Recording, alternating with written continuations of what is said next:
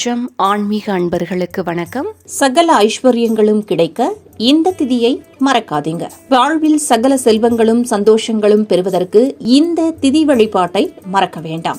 நாம் எந்த காரியத்தை செய்வதாக இருந்தாலும் முழுமுதற் கடவுளான விநாயகரை வழிபாடு செய்ய வேண்டும். அந்த வகையில் எந்த திதியில் எந்த விநாயகரை வழிபாடு செய்ய வேண்டும் என விரிவாக தெரிந்து கொள்ளலாம். வாருங்கள். திதிகளில் வணங்க வேண்டிய கணபதிகள் இவர்கள்தான்.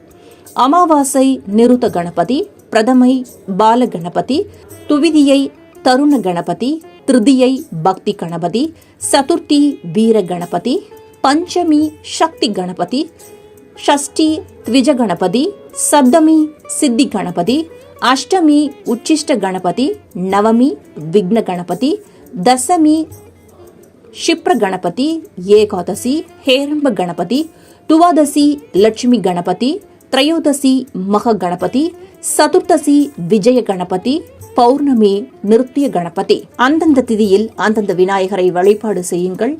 வாழ்வில் சகல ஐஸ்வர்யங்களும் கிடைக்கட்டும்.